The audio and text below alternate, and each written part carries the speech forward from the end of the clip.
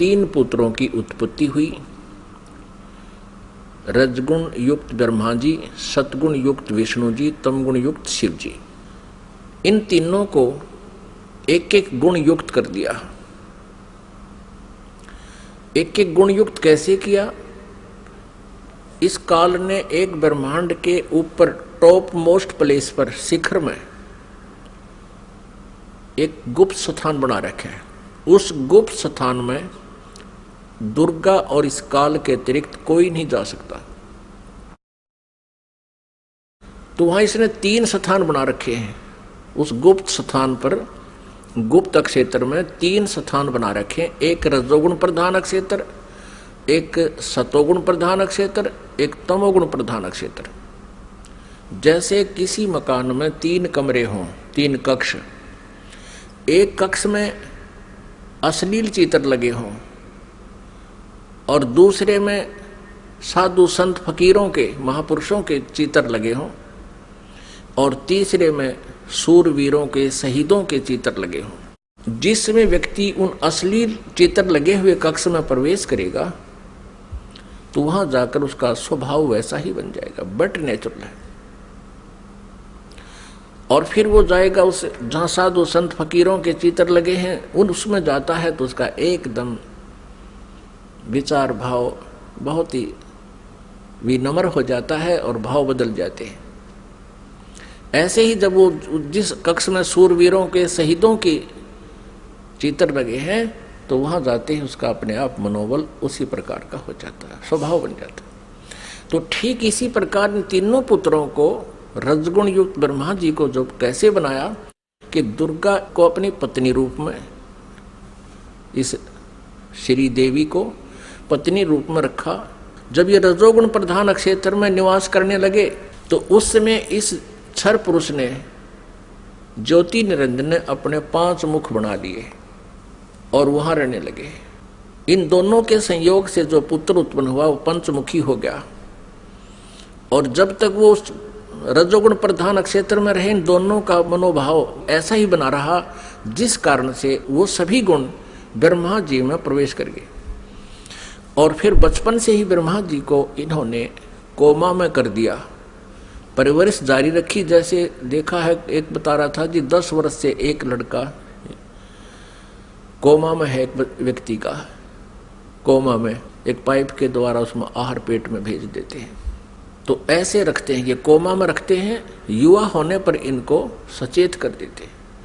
अब दूसरा क्षेत्र जो सतोगुण प्रधान क्षेत्र है, उसमें ये काल विष्णु रूप बना लेता है, ये क्षर पुरुष, और अपनी पत्नी दुर्गा को वहां रखता है महालक्ष्मी रूप बना के।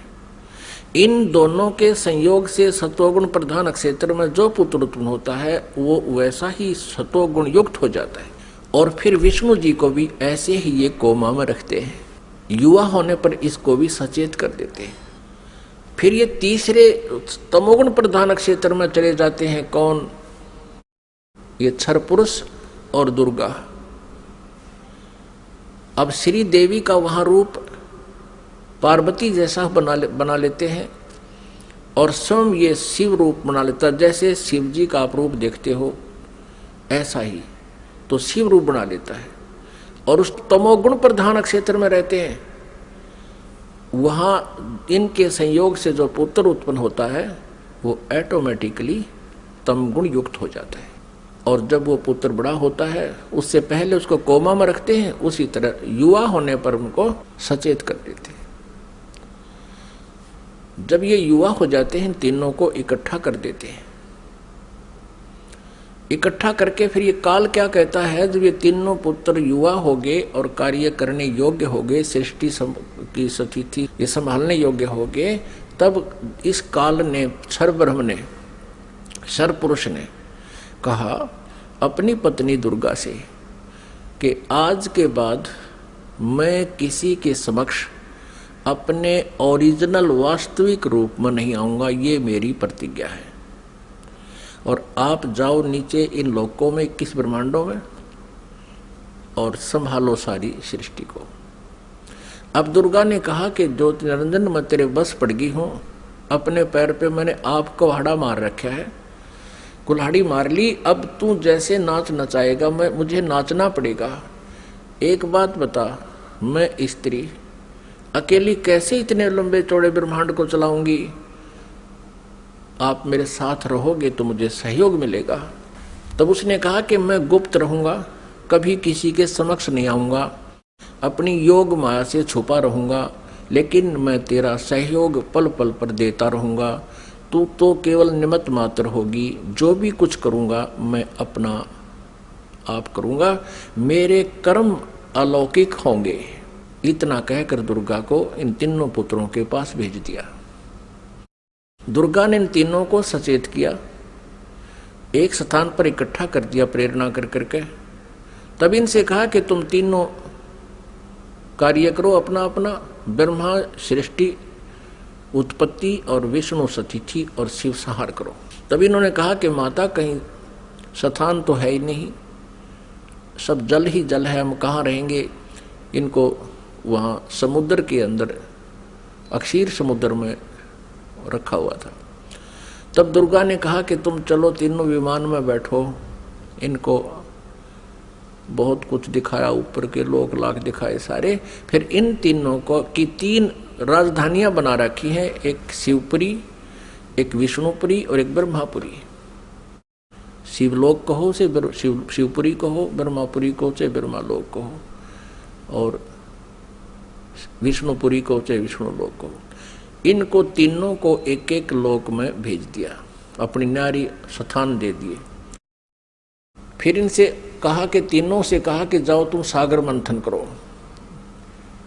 आदेश दुर्गा को देता है ये ब्रह्म सरपुरुष क्षर ब्रह्म, और दुर्गा इन बच्चों से कह देती है कि जाओ तुम सागर मंथन करो। आगे से काल ने सब व्यवस्था कर रखी थी। प्रथम बार जो सागर मंथन हुआ, इस काल ने क्या किया कि अपने श्वासों से 4 वेद छुपा दिए उसमें समुद्र में।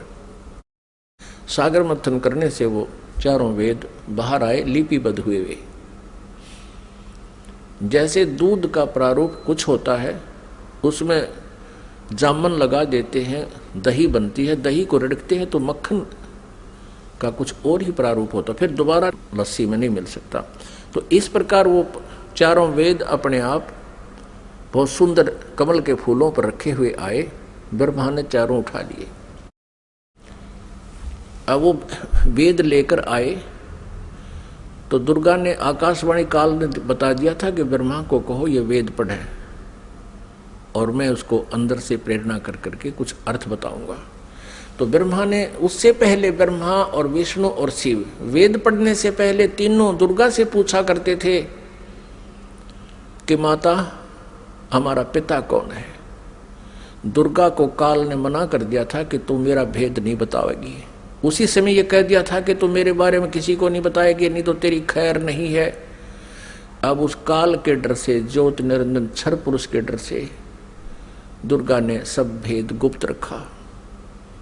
अपने पुत्रों को बताया, बेटा तुम्हारा कोई पिता नहीं, मैं ही तुम्हारी माता हूं, मैं ही तुम्हारा पिता हूं, मैं ही सारी सृष्टि की रचनहार हूं।